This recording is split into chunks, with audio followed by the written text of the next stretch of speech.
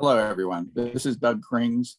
I'm the moderator for this evening's program on forming climate action plans at the local level. I want to thank you all for joining us. We've got a great panel this evening. We're going to talk about the high level things. Eric will tell us about how we can all connect. And then Mary Ellen and Dr. DeMarco are going to tell us about how their individual municipalities manage their way through this process. Our first speaker is Eric Raabe, who's a local climate advocate here in southwestern Pennsylvania.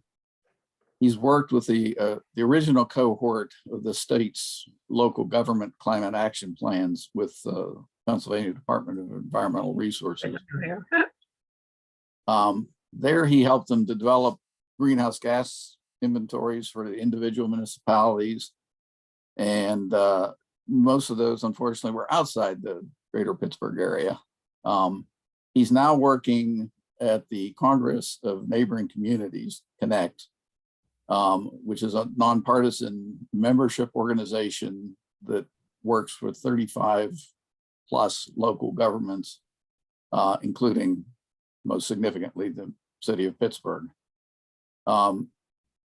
He's coordinated the development of a multi-municipal connect-wide climate action plan that tries to reduce emissions and encourage long-term participation in the sustainability programs among those member governments. Eric holds a master's degree in public administration with a concentration in energy and environment from the University of Pittsburgh Graduate School of Public and International Affairs. This evening, Eric's going to talk about how Connect can help your community develop a climate action plan. Eric, if you would. Thank you, Doug. Yeah, I'm going to share my screen here for a presentation so you guys can see this. But anyway, yeah. Like Doug said, I work at the Congress of Neighboring Communities Connect, which is a membership organization that connects local governments around shared public policy issues. So my bread and butter is climate action planning. And so I'm going to be talking about super high level on what we do at Connect. And essentially what I'm doing at Connect is helping local governments climate plan. And so that's what I'm going to use Connect as an example of how we went through that process and how you might be able to go through that process yourself, either if you're a local government listening to this, or how you can get your local government to participate in this process. So again, I'm going to tell you what Connect is. I'm going to tell you why local and regional climate planning is important, really important if you didn't already think it was. And then I'm going to go over again Connect's climate journey from our perspective through that statewide program that helps local governments create climate plans, and we'll continue doing that. So if you're interested in that, I'll give you some more information. We're going to talk about our climate plan that we developed from that program and our current work that we're doing, trying to implement some of the pieces of that plan and how you can get involved with climate planning. And then when we have time for Q&A, I'm happy to answer any questions. So again, Connect is a nonpartisan initiative out of the University of Pittsburgh. For those of you that are not aware of it, we are a collaborative organization of local governments that are all members. It's called the Congress of Neighboring Communities. So all these governments, including Mary Ellen and Patti from Etna and Forest Hills, respectively, are members of this interesting cohort of people and governments and organizations. And we work on shared public policy issues. So, we convene these members, we represent them, and we communicate for them on a regional scale and a local scale.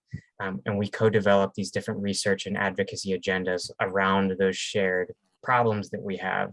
And so there's over 35 of us now. We've been growing the past couple of years. They've actually been there longer than me. I just came recently 2 years ago. So they've got a lot to say about it too. We identified those shared public policy challenges all through any different subject matter. It's not just climate action. I'll talk about that in a second. But we advocate for collective change within our governments to try to increase the capacity of these individual governments rather than everyone doing it alone. We get to do things together, and that's a really great model if you were thinking about that trying to work with your neighbor, right, instead of working by yourself. These are just some of our current projects. Of course, again, I work on climate planning, but we do law enforcement assisted diversion, collaborative capacity in fire departments, and then also, we've worked on stormwater and stormwater management. Okay, cool.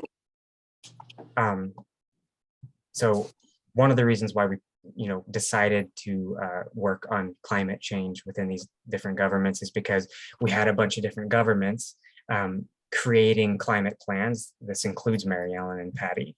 And we recognized that instead of each of these governments having plans all on their own, where they're in their own silos, and that's a great thing.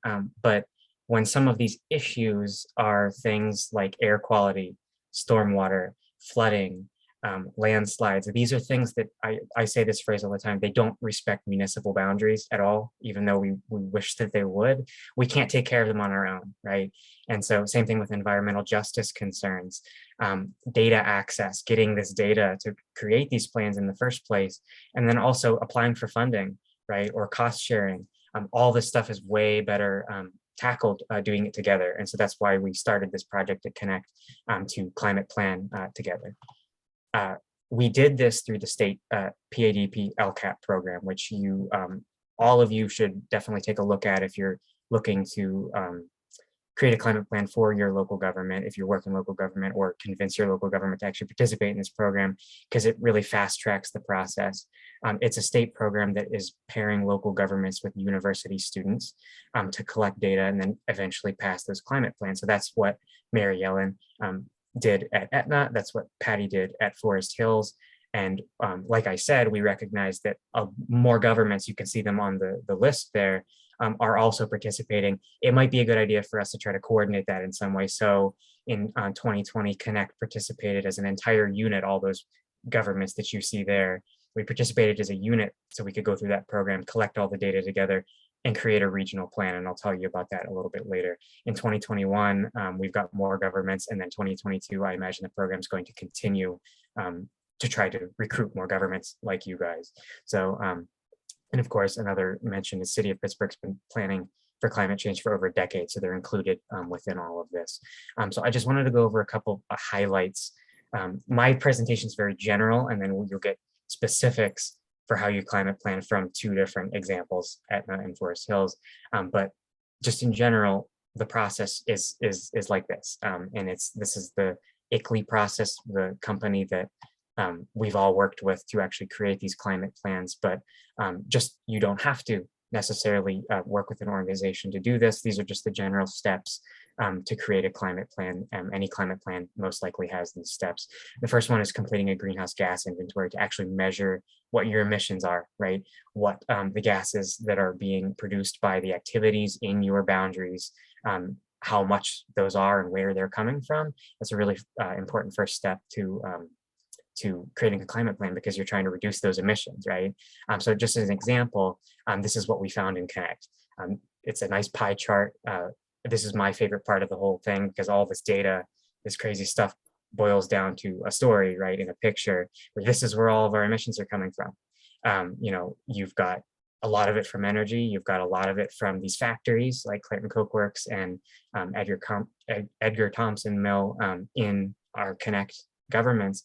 But this pie chart represents all of our Connect governments. So that's 35 plus governments. And my favorite part is that that's a lot of emissions. There's over 4 million tons of emissions. But what's crazy is that that is equal to what the entire city emits every single year. And so traditionally, you get a lot of talk about, a lot of the action on climate action is coming from the federal level, right? Or the state level, or even the city level like Pittsburgh. But what about all these little local governments, right? All over the place. And this is a perfect example of why it's super important for us to be doing what we do, for Etna, Forest Hills to be doing what they're doing, and for you guys to try to plan for climate change as well in your local municipalities, because they all add up. They add up to equal a city, right? And so if you're not dealing with these local governments and you're not making climate plans, you're not planning for the future, you're only solving half the problem. So this is what we found. Each local government, though, is different with their different makeup of where the sources are from. The second thing is that you form a community task force to actually guide the work. So that can either be some existing structure that you have within your government, like a committee, or a green team that you put together, or a citizen board to sort of guide the work that you'll see the next bullet points. But it's really important to do because you need the capacity to actually do this in your local government that probably already has limited resources to deal with this in the first place. So that's a crucial step. I'll talk more about that later. But the next thing is to complete a climate risk assessment. So that's talking about what are your vulnerabilities as a community to climate change, to weather impacts. In Allegheny County, it's really air quality is huge. Landslides big, but one of the biggest is definitely going to be flooding and stormwater management. Those are all exacerbated by climate change. If we thought we already had a problem, it's going to be worse in 20, 30, 40, 50 years from now. So that's why we're doing what we're doing. These are just some of the examples that we found, or some of the statistics that we got when we were going through the climate planning process. It's staggering. All of these connect communities can expect more rain. It's going to be warmer. It's going to be wetter. When we did a survey of our residents, a lot of them are already reporting these issues. So like I said, if it's already bad, it's only going to get worse, right? A quarter of residents have a respiratory condition or asthma. So these are really important things for communities to take into consideration when they're thinking about the question, well, why do we need a climate plan? Right? It's because of all this. This is why we need a climate plan, because this is not going to change.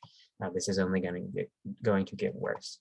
The next thing is to go through a process of conducting community engagement. I think Patty said that she was going to talk more about that. I'm only talking about it very briefly, but in general, you want to know, if you're a local government, you want to know, does my community care about this? What do they actually want to see? What do they not want to see? What do they really have a problem with? And they'll definitely tell you too. But you can do that through surveys, events, and then a lot of stakeholder engagement. And again, this is part of the LCAP program. So you'll be doing all these things during the program, but these are also things that you should just be thinking about if you don't want to participate in the program. For us, we talk to a bunch of different governments. So again, we are a regional entity that participated and did this. Mary Ellen and Patty will give you better examples for individual governments. But you want to work with your nonprofit organizations that are in and around your municipality. You want to talk to your residents. We talk to over 20 different stakeholder organizations, sustainability organizations, 24 plus governments. And we've got a bunch of responses from climate surveys with our residents to tell us what they actually want to see in a plan. Work with you can see them pictured there. But important to note, all of this has been supported by academic partnerships. And that's something that when I get to the end section talking about how you can get involved, one of the really important things to do is to try to be involved with academic talent, try to connect your local government with a local university or a university that's interested in providing some of that support to you to do these sorts of things. The next step, after you've got all this data, you've got a task force to sort of go through these aspects of a climate plan. You know where your vulnerabilities are. You've started to engage the community. You're continuing to engage the community. You forecast what your future emissions are going to look like in the future. So if your population is going up, your emissions are going to go up too, right? If your electricity grid is going to get dirtier because they're buying, they're not using more renewables and they're using more natural gas or coal, it's going to get, your emissions are going to go up. And so you got to forecast what you're expecting to see, right? And then you set reduction targets. And this depends on whatever government you're in, the community you're in, or how willing they are to set those targets, but how much do you want to reduce those emissions by? It can be something very, challenging, something very ambitious, or it could be something that is a little less ambitious, but you're definitely sure you're going to meet those goals. Whatever your organization is comfortable with, that's what you do. So ours is 30% by 2030, which is not necessarily the most ambitious that you can get, but we wanted, because we have a collection of a bunch of local governments, we wanted to make sure that each and every one of them knew that that's something that they could reasonably achieve within that time frame. So that's what we did. And then the main bulk of a climate plan is always going to be, what are the goals, right? What are your actual objectives? And what are those actions that you're going to take to meet those goals to reduce emissions? And I'll go through that. The Connect Climate Plan gives you a bunch of opportunities to do that. And it's a really great tool to use if you're looking for different actions to take at the local level. And then again, at the very end of the LCAP program, so after you do all these things, usually you have access to funding opportunities and continued technical assistance post that cohort that you're a part of. So, the state potentially will have funding available for your local government if you go through this process and create this plan and show the initiative that you want to address this problem. There's a good chance that you will get funding and assistance to actually address the problem. So this is just a quick timeline. I'm going to skip over this, but this was basically what we did in the LCAP program. We did our greenhouse gas inventory. It took, I guess, a year and a half now, right? We convened all of our members to talk about this. We made a subcommittee, a task force to try to develop this plan. We sent out a regional survey to get a bunch of community engagement from a diverse group of people. We had our members work on that draft, edit it multiple times. It's still a draft, actually. It's going to be passed in May, and we're working on the third draft right now. But it goes through an iterative process of editing and making sure everybody's comfortable with it. And then right now we're in the stage of we're ready to adopt it and actually begin implementation on some of those ideas in the climate plan. And the climate plan, this is what it looks like. Again, the purpose of that was to highlight our shared regional climate issues, showing where we are right now, but also saying where we want to be. The main bulk of it is serving as a menu of opportunities. And this is what should interest many of you on the call today, is that if you have the question, what can we do about climate change in our local government? This document really gives you a ton of answers to that question. There are, I think over 120 different actions that a local government can take or try to get their residents to take as options, right? And it all depends on what you prioritize, but this document has all those things in them. And then they're each rated on different categories, like how much these actions actually reduce emissions, or how much these actions promote resilience in the community to different climate vulnerabilities, or how much they cost, things like that. So it's a really useful tool to get the sense of what you can do and what you should do. And of course, the document is always empowering our municipalities with different resources and capacities and knowledge to take advantage of all these different opportunities, both by themselves and then with their neighbors too, regionally. So that's the point. The top 4 goals, which is usually going to be the same for every government, is going to be reduce your energy use first. Then it's going to be replace your current energy sources with renewables. Side things at the same time, you should be bolstering your resilience through water and land practices. And then also motivating cleaner modes of transportation. So making sure that your residents have access to increased pedestrian infrastructure, bike infrastructure, different ways to get around their car. That's the point. So this is just another look at what that menu of action section looks like. It's broken into all these different categories. So things that Connect is going to do to help our local governments do all the rest of the actions. And then it's broken into municipal, commercial, industrial energy. It's broken into residential energy, waste. There's an equity section, land use, transportation. Just this example here, transportation. Each one of these has a summary section that tells you about why you should be taking action in the transportation sector, what the emissions look like in the transportation sector for Connect. And that part is not necessarily applicable to communities outside of Connect, but then this section here, which it lists a bunch of actions in order of what is good, better, best, meaning what is going to reduce emissions the most. Each of them are rated on general cost, what those are going to cost to actually try to implement at your local government. And then also difficulty. Some things are way harder than others. Some things are very, very easy. There's a lot of low cost, no cost actions that governments can take. And they can see that in this plan. Each one of these actions also has links. If you're a Connect member, A lot of these links take you to local opportunities with local organizations or different plans or different resources that you can take advantage of. But those links are also applicable to other governments around Pennsylvania. Each one of these sections is also rated on how much they actually reduce emissions, and then a general description of each one of these. You can see all this stuff at connect.pitt.edu/cap for the full climate plan. Each one of these are clickable. Here's another thing that's super duper useful. It's actually, if you don't want to read a 100-page plan, you can read a 1-page plan. And so I spent a lot of time on this, but it really distills a lot of what the plan contains into an easier to see, a lot briefer of a form. It's the same thing. It shows you what actions you can take in each of these sectors, how effective some of those things are. You can see on the full site, this is cut, the picture's cut off here, but a lot of these things are best thought about. And these are the things you could do right now. Little effort, low cost, no cost actions, like I was saying. But then there's also actions you need to think about when your local government's going through their business as usual process. So if you're updating a comp plan, right, there's things that you can do while you're going through that process, rather than you updated your comp plan and then it's good for 10 years, and then now you're like, well, we're not going to update it for 10 more years, so we're not going to do any of these climate actions, right? Do these things when these things pop up. If your fleet vehicle is about to be replaced, consider electric, right?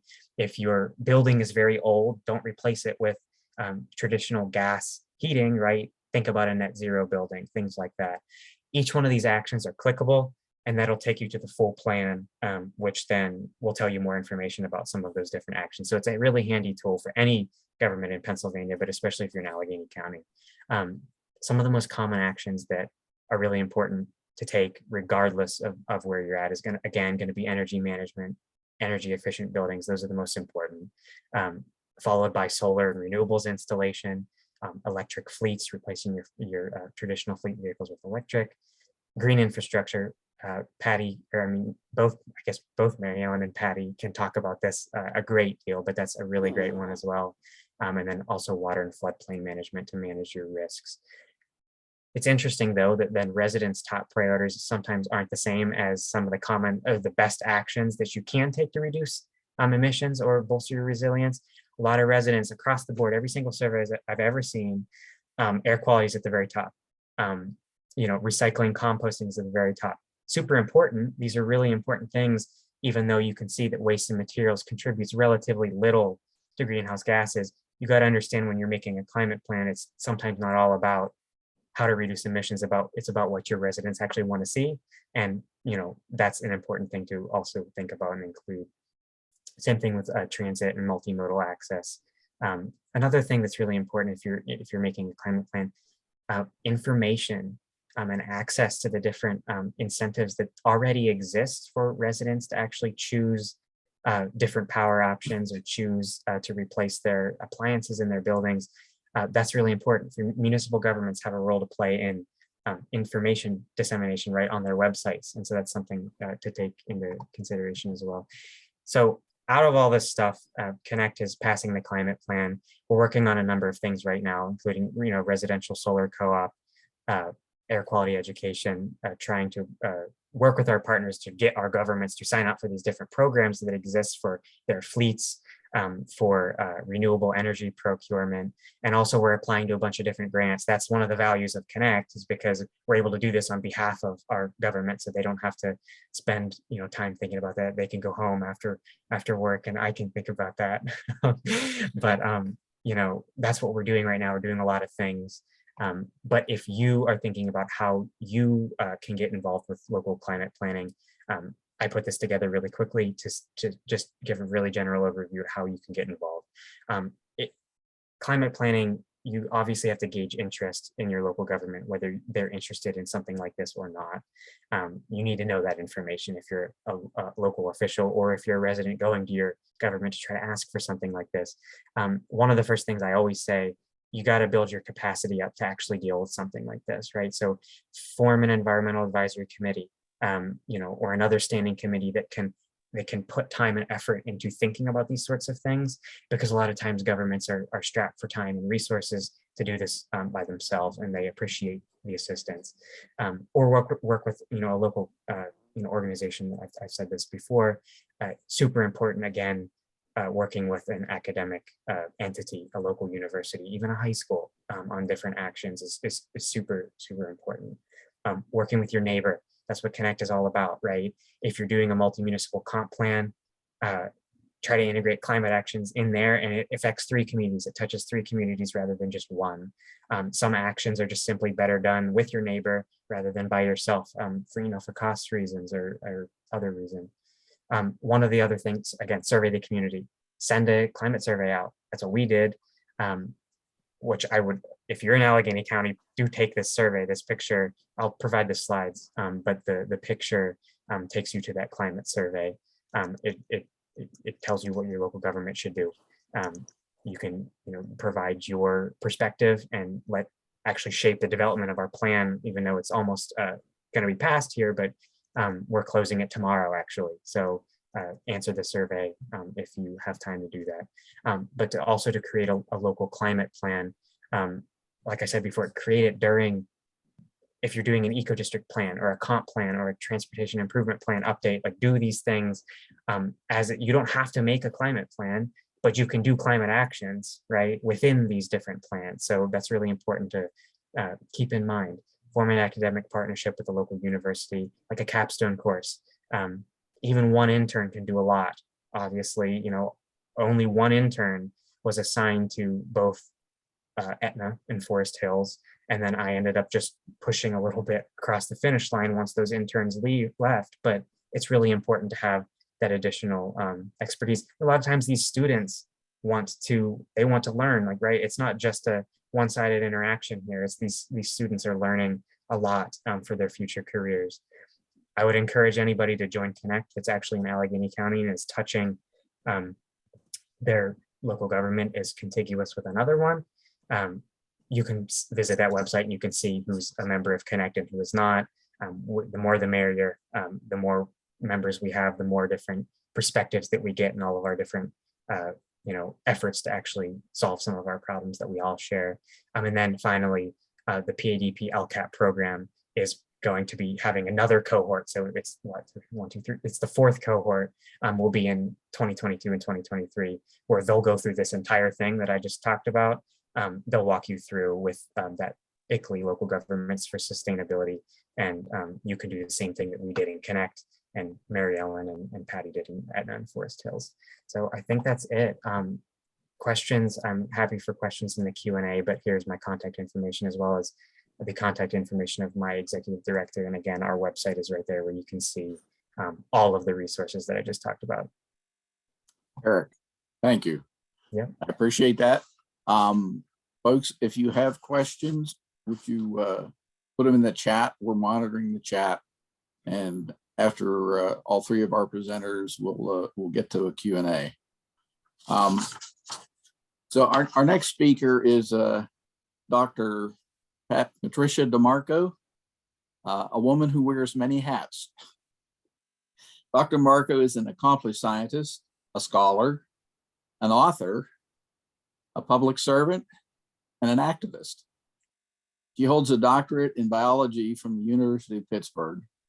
And over the course of her 30-year career, Dr. DeMarco has worked in energy and environmental policy positions in both private and public sectors.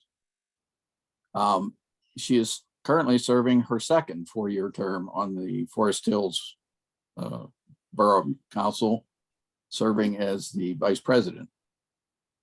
She's the author of a book, Pathways to Our Sustainable Future, a global perspective from Pittsburgh, in which she uses 28 case studies from the Pittsburgh area to explore various pathways to sustainability. Dr. DeMarco is currently a senior scholar at Chatham University, where she serves as an adjunct professor. This evening, Dr. DeMarco will talk us through how to build a sustainable community. Dr. DeMarco. Thank you, Doug. Thank you so much. I'm going to share my screen so you can see pictures instead of just my face. And I hope this works. Let's see here, slideshow. There we go. Okay, so at this point, I would like to share with you the journey that we've taken in the Borough of Forest Hills to build a sustainable community. We really look at this whole thing from a more holistic direction. And I like to start by remembering that we are on a living planet, that the living earth is our life support system powered by solar power, stored and incident. The stored is what is in our fossil fuels, which originally came from solar entities that then were embedded into the earth. Fresh water, fertile ground, oxygen-rich air, and the biodiversity of species.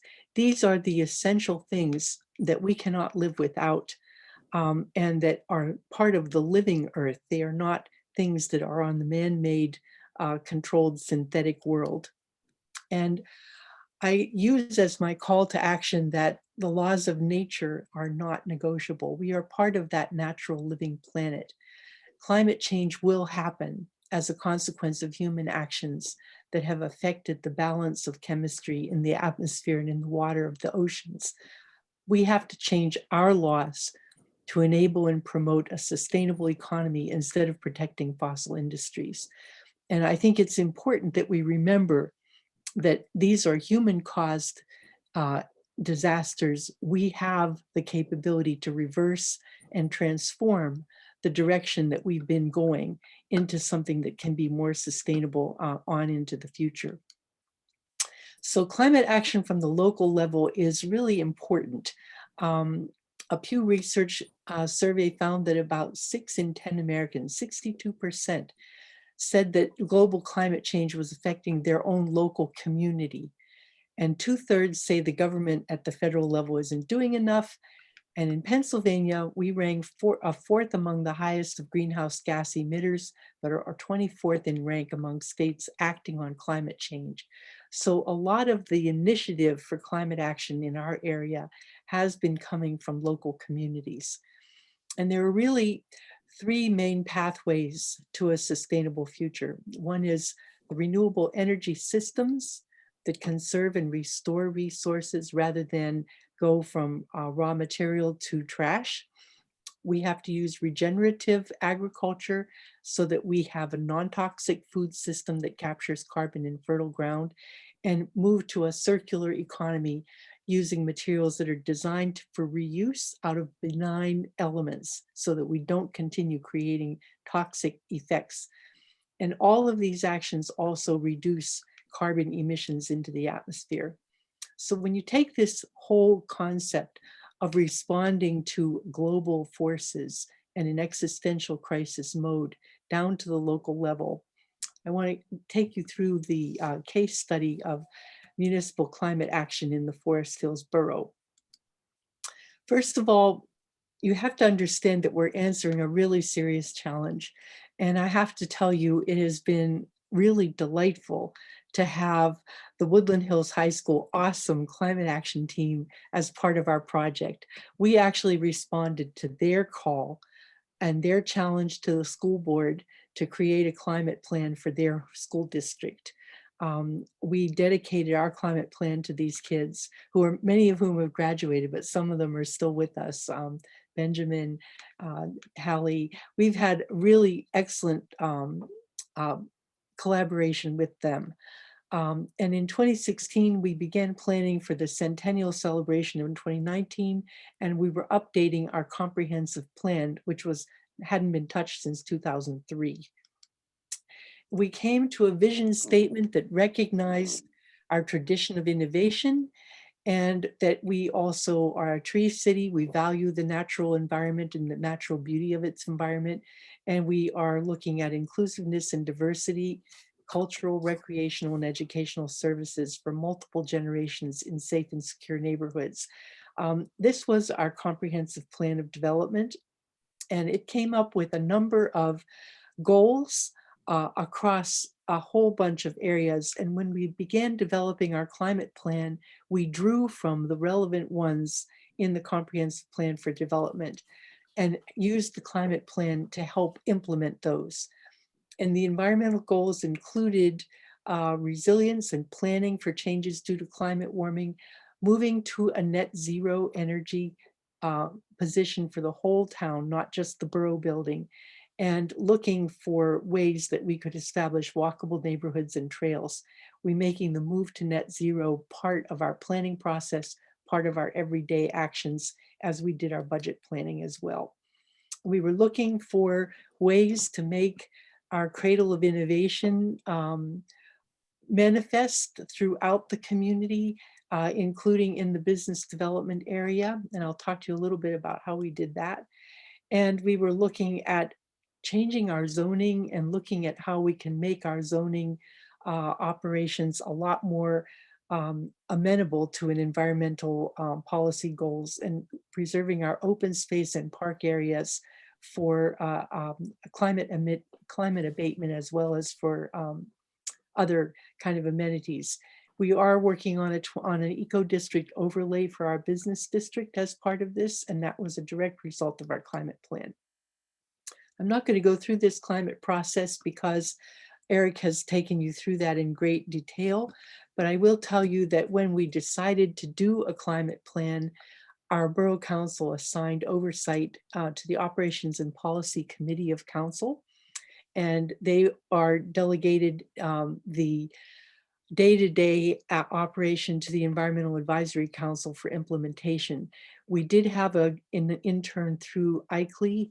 We also had a Chatham master's student who took our town's climate plan as his master's degree project to develop an 2030 eco-district overlay as part of that work as well. We've had a series of interns. We had Marissa Stakely come and work on our outreach to our residential community, and we have had 2 or 3 teams from both Chatham and CMU work on specific projects throughout this process. Our vulnerabilities are similar to those that Eric talked about, but the most significant one is that 40% of our land area, as you see with these shaded orange and pink areas, are subject to landslides. We also have a considerable amount of coal mine undermining in our town, some of which we weren't aware of until we started building things. We adopted, we're still in the Paris Accord net zero carbon commitment to 2050 in April 18 of 2018 for Earth Day.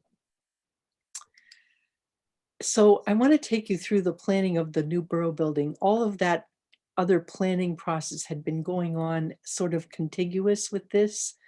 But we started out with a needs assessment because we had a building that had been in place since 1922. It was originally built as fire station. And we did site planning and building design, and we saw this as an implementation of our comprehensive plan while we were working on the next steps for climate action and for transportation. The planning goals were really developed out of we did 6 community charrettes. This is a picture of one of them where we had the architect come, we had people draw on blueprint, and what they saw as the goals were fiduciary responsibility to the taxpayers, co-locating functions that were disparate across many different buildings, making improvements in accessibility, and making it environmentally efficient for energy and water. These were the goals that came from our community dialogues. And we sought community input on all of the options, and the priorities that emerged were the most important ones. People did not want a tax increase. We wanted better service. We wanted to preserve our history, and we wanted to use a green design. And we did, we went to living rooms, we went to the fire hall, we had public meetings. I mean, we did everything. We did surveys. We had, we had expectations of a performance improvement. Our current building operations were at $2.21 a square foot, and the passive design would be 97 cents a square foot. A conventional building would have been almost twice that. So we felt that we needed a building that was about 13,000 square feet, and we were looking at a total cost of $4.8 million. Now, I'm not going to take you through all of this, but we used a multitude of ways of financing. We bonded only the 3.58 million. The rest of it was all taken from other sources of the budget, including selling 2 buildings. We moved our borough building from its existing site on Ardmore Boulevard up to the Greensburg Pike area on a site that we already owned. And whoops. And we formed a team. Our architect, Rob Foffman, was the designer of the project. And then we had a general contractor with 11 subcontractors. EIS Solar provided our photovoltaic system and also did the energy performance contract, and our long-suffering, very patient borough manager acted as the overseer of all of this construction. He was an absolute force of nature to keep this all together and move the building at the same time. So we looked at allocation by function. We had a library, a community room with the council chamber on the other side. Both of these walls are movable so that you can make this space all one space or either two. We had an interior street that allows access to the restrooms, to services at the counter, offices facing the courtyard. So there are windows out into the landscaped area, the mechanicals and storage room, the police station where you have access for victims and witnesses separate from access for perpetrators, which go into the jail area. So we had all the functions that we needed, and we looked at energy management goals for passive solar design, super insulated, using geothermal energy for heating and cooling, putting photovoltaic solar on the roof, and we had to have a natural gas emergency generator because it is a security issue for the police service. We oriented the building diagonally on the plot. This required 3 zoning ordinance variances because these distances were out of code.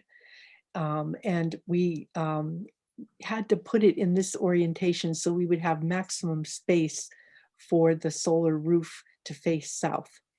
And we had a geothermal earth tube system, 39 geothermal wells under the parking area.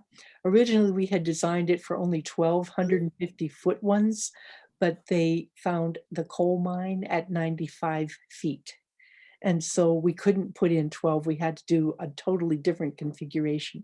At that point, we were afraid we weren't going to be able to do geothermal, but it turns out that the biggest expense is getting the drill to the site. And once you have it there, whether it makes 5 holes or 50 holes hardly matters.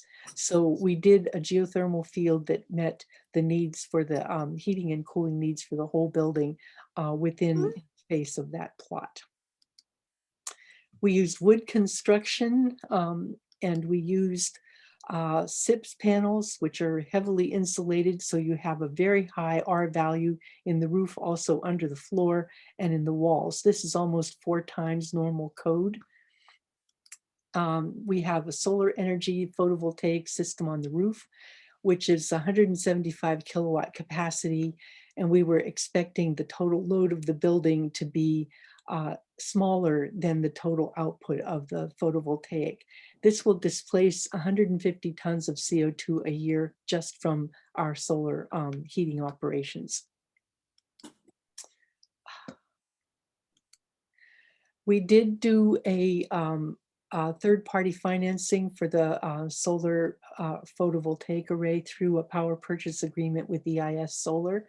It has a 7 years term, and they were able to take advantage of the tax credits, which we are not. And we pay 3% below the tariff rate for the duration of the 7 years. After that, we will be able to take all of the energy savings ourselves. And so far, we've been doing very well on the net zero. We use non-volatile organic compounds in the paints and finishes throughout the building, and earth tones in the colors palette.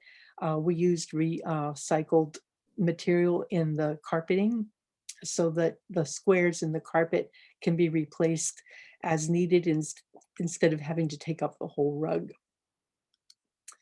And the water management goals were also met. We used bioswales and rain gardens for 64% reduction of the 100-year stormwater releases in Turtle Creek.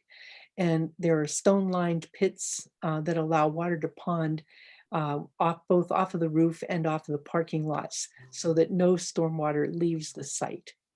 The rain drains into the bioswales, and we selected plantings that allow both wet and dry conditions to be survived. And this shows you the long overhang on the south roof to help with the passive solar design. As a result, we have safer and improved police functions with modern technology added for communication and for testing and monitoring. We have a much improved library.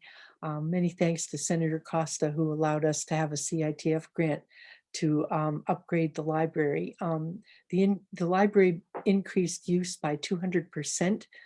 And it is accessible and convenient for parking, and also people can walk to the library from many more spaces than they could from down on Ardmore Boulevard. And you see, we did achieve net zero at the end of August. We had almost a $6,000 credit on our bill, and this was the demand for the building. And these are the winter months when we bought energy to meet our need, and all of the other months we were making more than we used.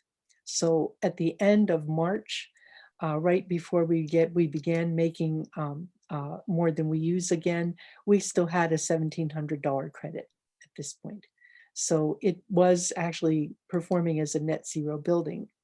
Now, as a result, we are now looking at putting this kind of an array on both the volunteer fire department building and the public works garage, both of whom have new roofs. We have done a number of plans now going forward to look at putting the eco district together in the business sector. And we have contracted with Siemens to upgrade all of our borough buildings, not only for efficiency, but also for looking at potential solar installation.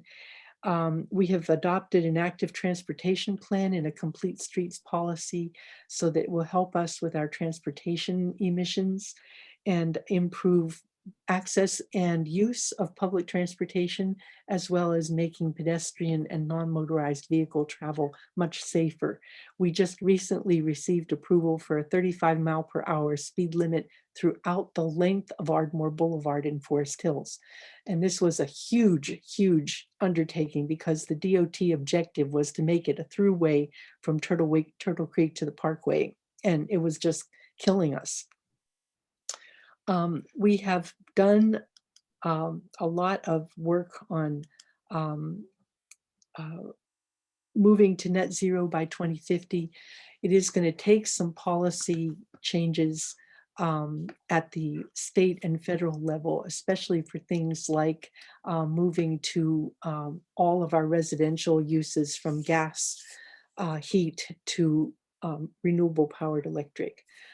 We are looking at a procurement policy for the borough that will incorporate all of these climate objectives and environmental objectives into our regular procurement practice.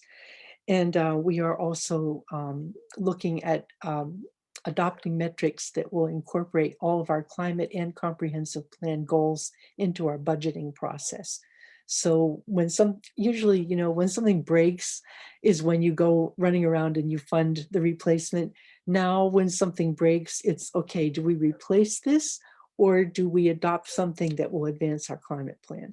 So it's quite exciting and it's exhausting. We've been seeking grants for the implementation phase, and we've begun to get some of those. And we will be continuing along that path. And many thanks to Eric and Mary Ellen both for their involvement. We've had just a wonderful time working together on this. And it's exciting to see it beginning to come to fruition. So I'll stop there. Patty, thank you very, very much. It's an interesting trip you've traveled there. Again, I'll remind you, if you have questions, if you put them in the chat, we'll harvest them. And after Mary Ellen is done, we'll try and get through some of those. I'm not sure time will allow all of them, but we'll see. Now, it's with great pleasure and anticipation I introduce our next speaker, Mary Ellen Ramage. Mary Ellen is a lifelong resident of the borough of Etna, but has been the Etna borough manager for the past 32 years and has actually worked for the borough for 45 years. Mary Ellen was a founding member of the North Hills Council of Governments Stormwater Management Committee and serves as the chair of that committee. She's the treasurer/secretary for Connect, which Eric told us about earlier. Mary Ellen is the founding member of the Etna Community Organization, which spearheaded the Etna Eco District, the first certified eco district in the world. She serves currently as the vice president of that organization. She also currently serves on Allocation's advisory committee and the Three Rivers Wet Weather Consent Order Committee. She spearheaded the adoption of Etna's Green Master Plan and has managed 6 projects under that plan in the community, one of which won the Governor's Award for Environmental Excellence in 2014. She also serves on the board of Free Pittsburgh. This evening, Mary Ann will focus on describing how Etna managed to survive certain outside factors that were really threatening the community. Mary Ellen, it's yours. Hi, everyone. And I apologize, I don't have a PowerPoint. I'm a borough manager, and right now that entails wearing 4 hats or without a public works director. My new code and zoning officer is here less than a week, and my administrative assistant has flown to a wonderful job at the URA in the city. So right now, I'm just coming out of doing 4 full-time jobs. I'm at 3 3/4, but and actually, you know, we've been talking about this a lot lately. We're kind of the victim of our own success. We have been very successful, as Doug mentioned. We were the first certified eco district in the world. We have a green master plan that goes back to 2014. Our joint comprehensive plan is 2009. We've been a very innovative and progressive community for a very long time now, and it really comes out of a survival instinct and the need to lead by example. And I always like to tell the story of, it kind of started with Hurricane Ivan, which everybody in this area probably remembers from 2004. This area sustained great flood damage after Hurricane Ivan. Etna, the building I'm sitting in right now, I would be underwater. We had 7 feet in the municipal building. 400 homes in our community were flooded, which is 25%. 200 of those homes had first floor flooding. And the difference between first floor flooding and basement flooding is you can live there or you can't.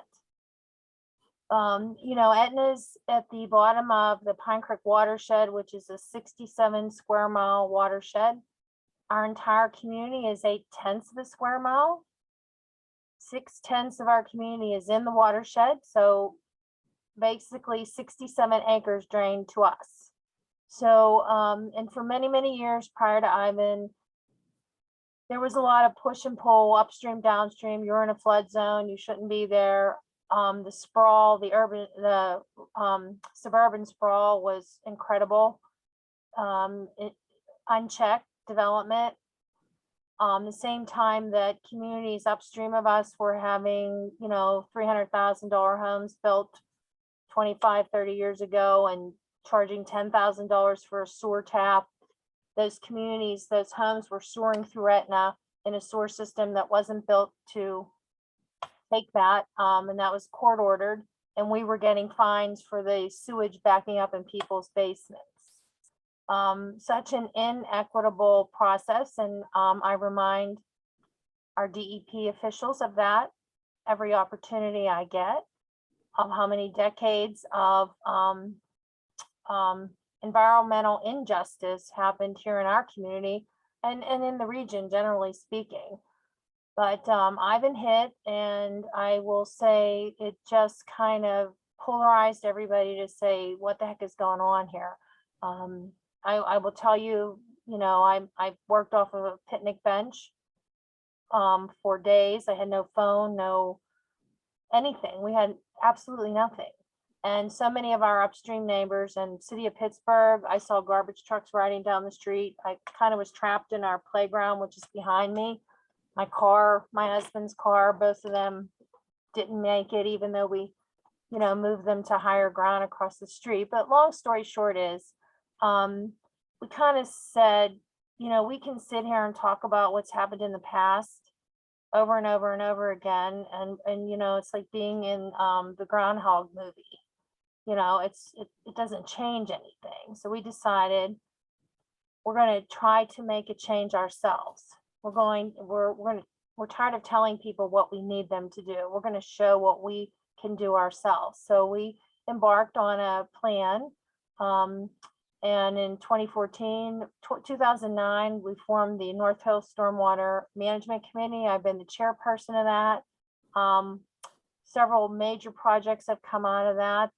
We, with 17 other communities, were the first multi-municipal stormwater ordinance across the state of Pennsylvania. So that was our first. We also adopted a watershed implementation plan for Pine Creek that included not only water quality, but water quantity. And as climate change has continued to go on, the flooding that historically was in your traditional flood zones along the creeks and rivers is now happening everywhere. It's just moving upstream. And areas that aren't even in a flood zone are areas where people are getting flooded. Sheet flooding, stormwater on the roads. So we did a watershed implementation plan. And as we worked through that process with our upstream neighbors, it was a really wonderful give and take process. We kind of got to learn a lot about each other, and the old stereotypes kind of just melted away. I remember taking to my board, showing them where the floodplain was and where the 400 properties were, and how our zoning and building ordinance had no large stream buffer. So I drew a ring and said, now, if we imagine if we actually had more properties in this area. So that was one of the give and takes. We did the 50-foot stream buffer, which was the only developable land we had left in our community. But it was a responsible thing to do, and it was something that helped educate our community. And our upstream neighbors kind of looked at what was happening downstream and the effects that their development was having on us. It's really, some of the regulatory agencies, everything in the past has been looked at on an individual basis within one community. Does this development, what does it do to the overall?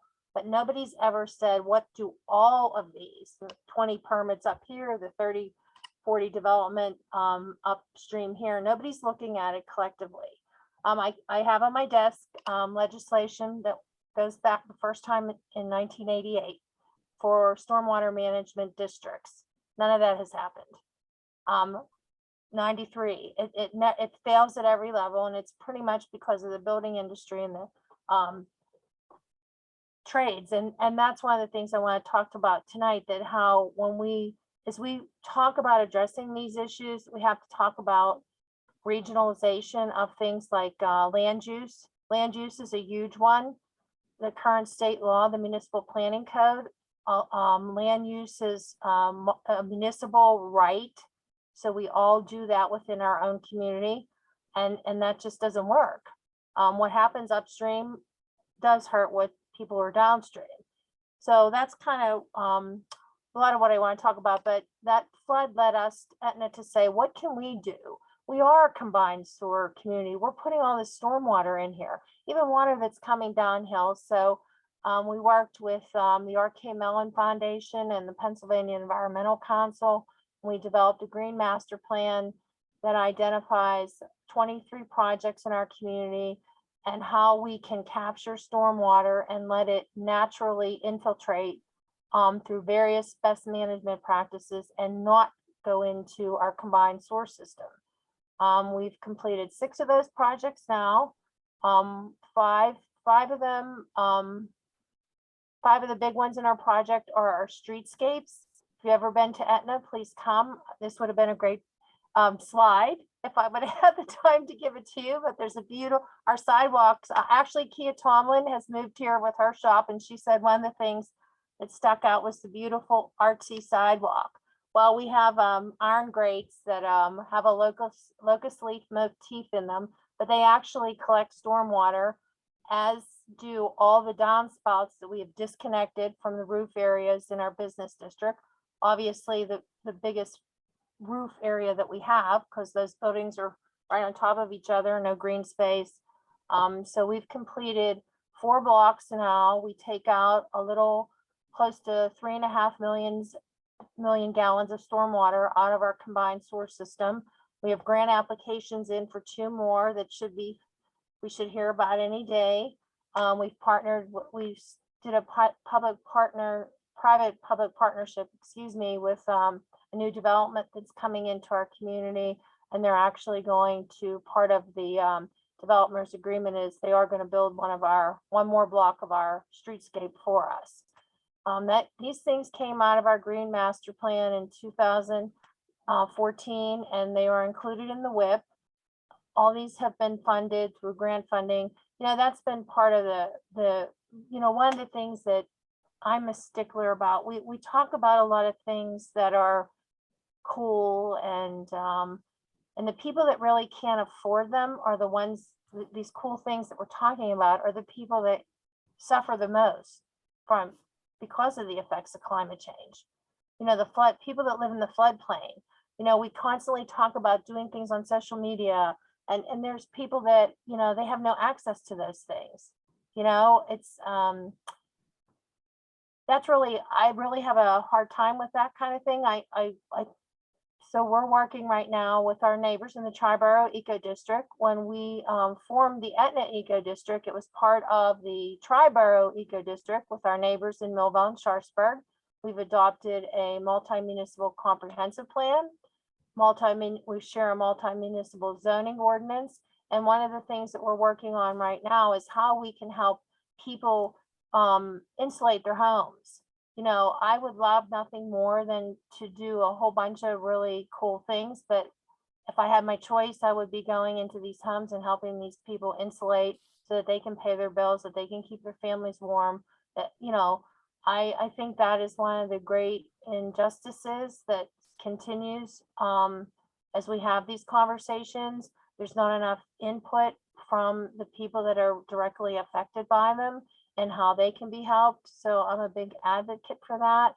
Etna, we're in a change right now. I will say our market values are starting to go up, and a lot of the stuff we do is part of that. Actually, Patti and I just came back from Harrisburg, both won governmental awards again for environmental excellence. Ours was for the Etna Riverfront Park. Etna's been disconnected from our river for 100 years. It's the highway systems, the steel industry that was here totally cut us off from any river access whatsoever. And even right now to get to it, people have a really hard time because of the highway system that borders our whole eastern corridor. That's another thing, our transportation systems, we need to look at these things holistically. I understand progress and that people need to get from A to B, but if you look around the core, the urban core around the city of Pittsburgh, the communities have been chopped up with highways, bypasses, overpasses, underpasses. The effects of stormwater management, the pollution these things have caused over the decades. So we've taken a really hard look at all those things. One of the things we just completed was Allegheny County had their air fund grants available. We just finished up a $50,000 grant to for air pollution prevention to plant trees.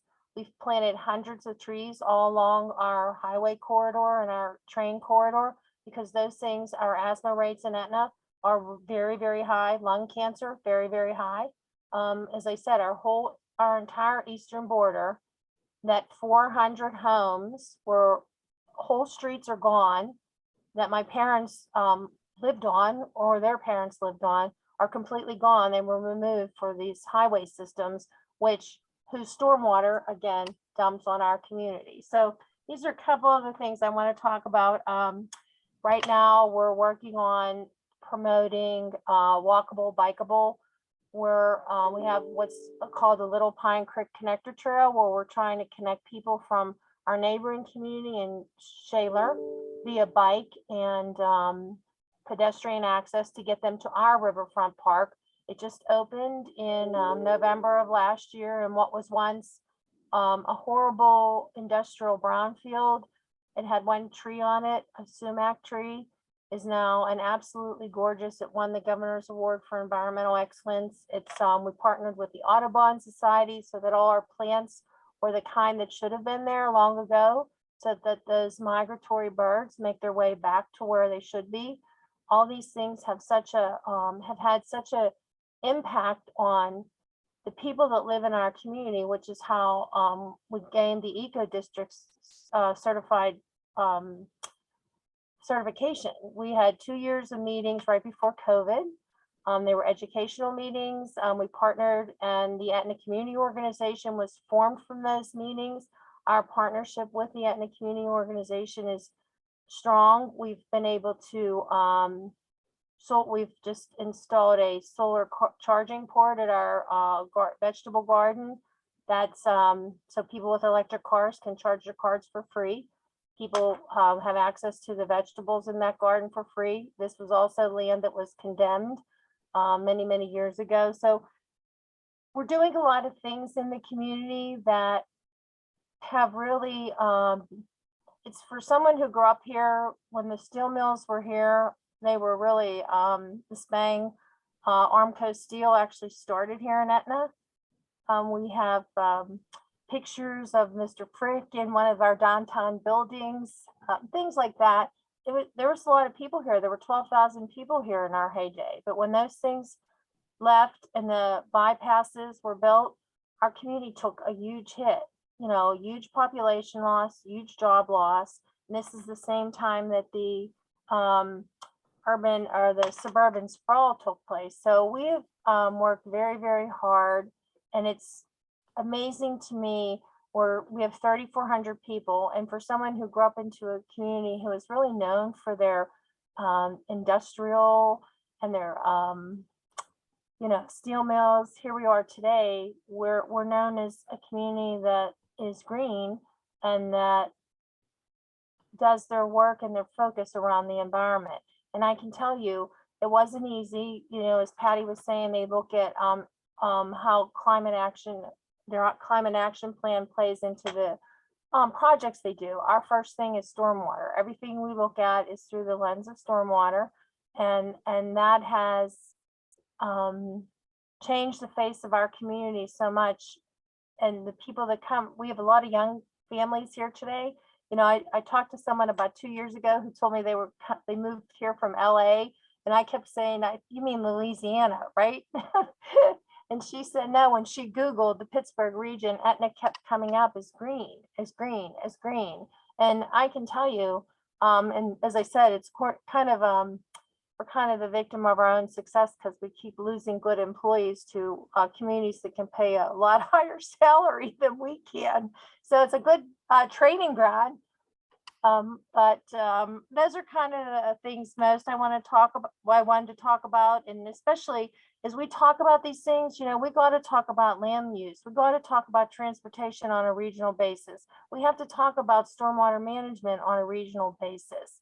It's until we start doing that, you know, we're never going to really make a difference. But I can tell you the work that Etna has done is well respected in my in our watershed and upstream. I've been the chairperson of the North Hills Council of Government Stormwater Committee since it started in 2009. And we continually work on regionalization of our watershed. We're working right now with the Army Corps of Engineers.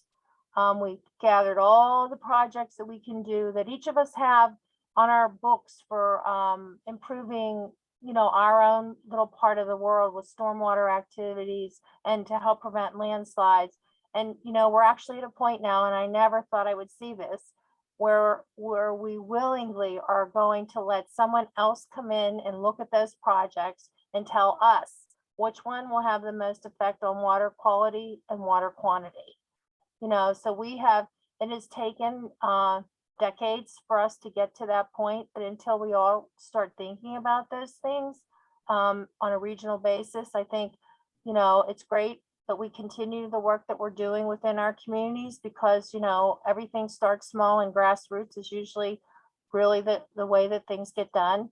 I hope that more forums like this help push that agenda, and that we don't forget the people that are most vulnerable in all this, because 90% of the time they're not at the table. They're not part of the conversation. We have to go to where they are.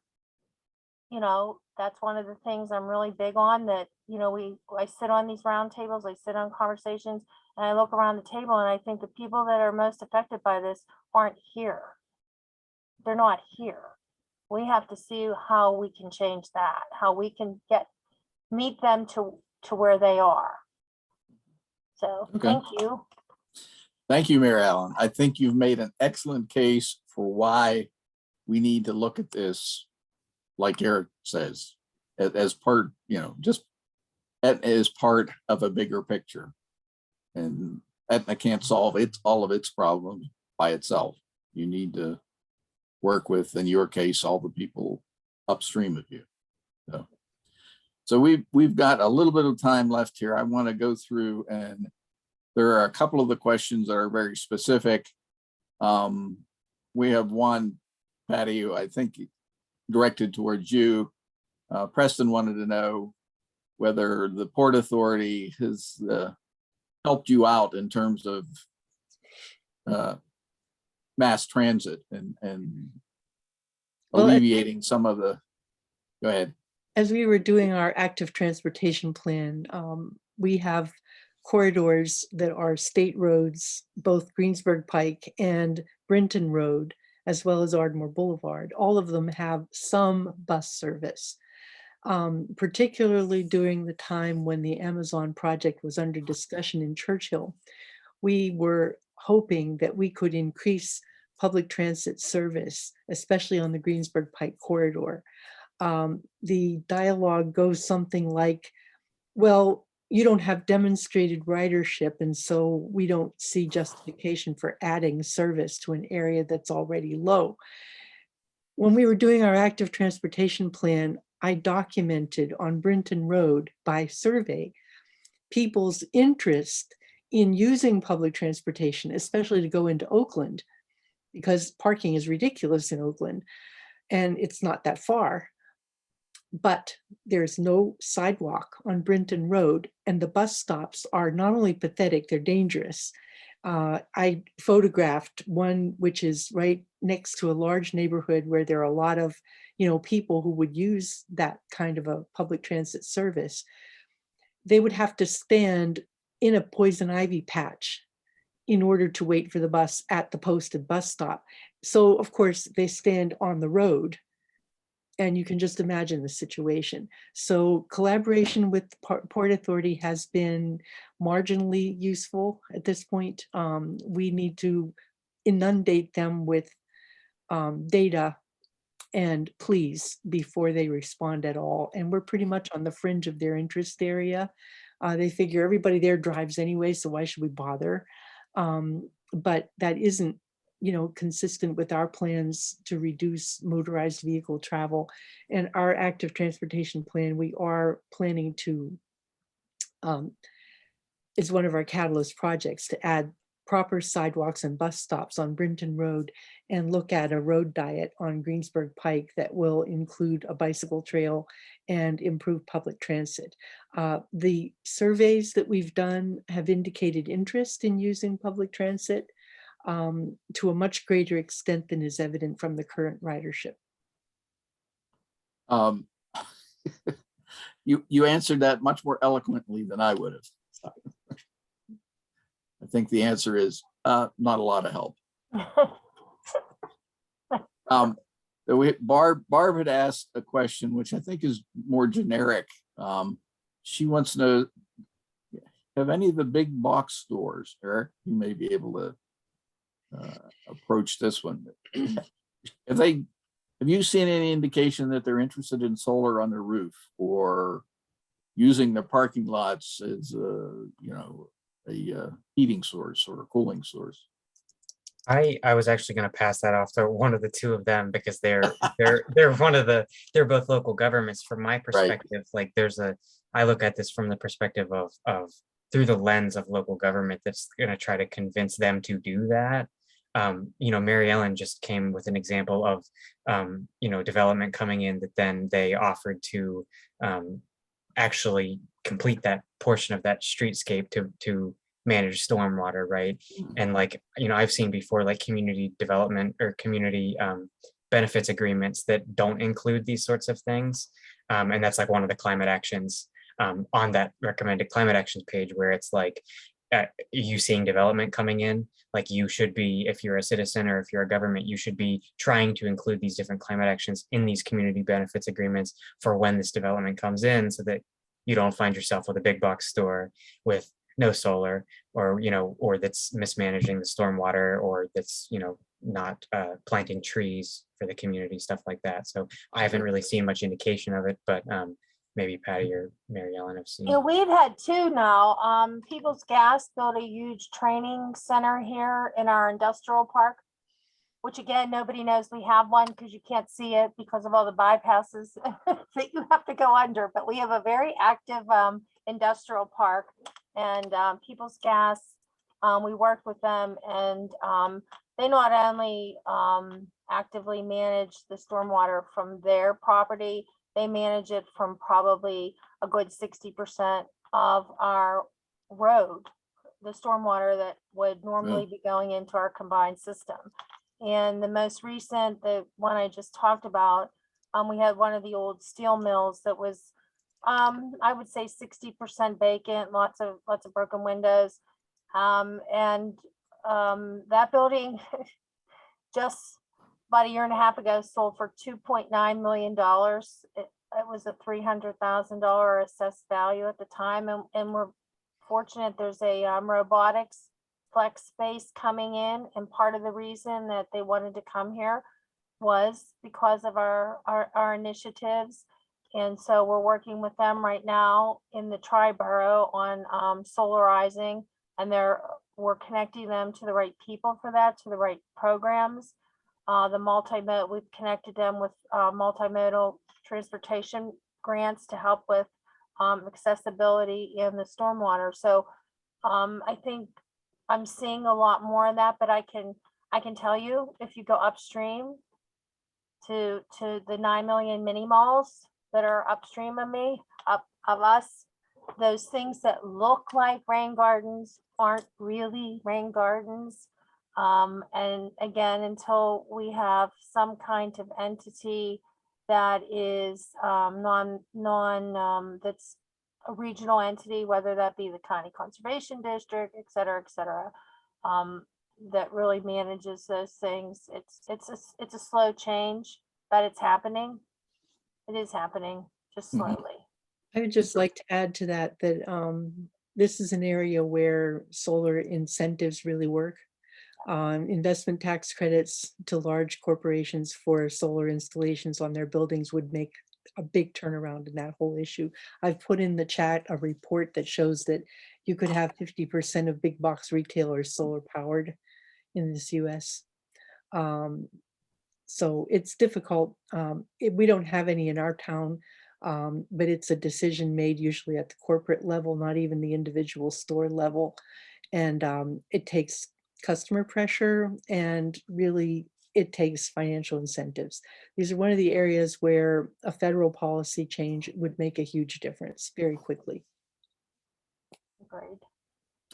I see Barb asked a follow-up question, wanting to know if there are any suggestions, and I think Patty, you just gave us two. I'm not sure, you know, talk to your congressman, talk to your senators. Yeah. You know, Yeah, we're hoping to use our eco district as a way to, you know, develop some public-private partnerships with the businesses that own mini malls in our town. But they're not all solar compatible because we do have a tree canopy, and that does inflict some limitations. We are planning to put solar on 2 buildings in our business district, and hoping by example and posting the savings that we can, you know, by example, draw people into it that way. Okay. But we don't And have one any of the power things to order that, you know. we talked about connect being a policy, and how Yeah. when communities can join together. One of the very first things Connect did back when they first formed, probably 2009, 2010, they worked with the Department of Energy in the federal government. It was called Sunshot. So like Etna has had a solar ordinance and a solar permitting process on its books since 2009. Yeah, we do We as well. could never have done that ourselves. But see, that solar ordinance and making the permitting easy, and making the, you know, we're also a solar ready, a smart solar town. But if you don't have the business incentive for a building, a private building owner to see a benefit directly, they see pretty cheap gas prices. They see Yeah. a high investment cost. They see what they see as the return, you know, within 3 to 5 years. We're public entities, and we look at the life of the building because that's the taxpayer's fiduciary obligation. But they want a 3-year business cycle turnaround. And unless you can really demonstrate that by having the alternatives to the solar being a lot higher of energy cost, it's a very difficult sell. And, you know, it isn't for lack of potential. As I said, this climate issue is not a technology problem. It's an ethics problem. And it's a commitment, a public policy commitment problem. As you see, everything bogged down in Congress, you know, which could move this forward, is sitting, you know, for the lack of 2 votes. Yeah. Okay. We have one of the questions which was asked early on. Actually, when Nancy registered, she wanted to know, how does a community prioritize? What do you go after? And I think you all spoke to it in one way or another. And I guess, Patty, I'll ask you first. How do you start? Community survey? We do in our budget process, we do a capital plan, which has you know, a priority list, because obviously we can't fund everything that everybody wants to do in every capital budget. You know, we have a limited amount of money each year. That's the other reason we did a energy performances contract with Siemens, because we're going to do engineering audits of all of our buildings, which will give us prioritized actions with the compensation back. You know, so we'll know where the biggest payoff is and put those on a scale and a schedule. We've also put the filter of both our climate action, our wastewater action, our transportation goals as a filter on all expenditures. I chair finance, so I get to ask the question, okay, you think you're going to put an expansion on the swimming pool and you need a new floor. What's the water use implication of adding a splash pond to the baby pool? You know, how much of the water is going to end up out of the pool? You have, you know, all kinds of questions come up. So we do it through the budget process. Okay. And every year, the budget process is where we prioritize our expenditures. Now, you can never rule out, you know, something blows up the truck burns down, you know, disasters. Well, you have a landslide and 4 buildings come down. I mean, you can't plan for that, but we have a contingency reserve for that. Eric, in what you've seen at Connect, is there something that stands out as low-hanging fruit? Well, first of all, I mean, the low-hanging fruit is sort of what Patty just said. So it's those foundational things like low cost, no cost, like energy audits, right? That lay the foundation for future, more deeper cuts in energy emissions from, you know, a local government, or, you know, ordinances that allow, you know, these developments to come in and make these changes easier, right? So like the community benefits agreements, passive things like just getting your planning commission to consider transit-oriented development rather than the traditional, you know, Euclidean zoning, like the way things are currently. Like there are a lot of soft changes to be made too, not just necessarily like, you know, specific actions. But, you know, one thing I think I would add is like, it does depend on, you know, are you looking to reduce emissions? That's one whole side of the coin. You know, are you looking to, you know, Mary Ellen's case, you know, she says everything is looked through the lens of, you know, stormwater, right? And so that's on the resilience side of the coin.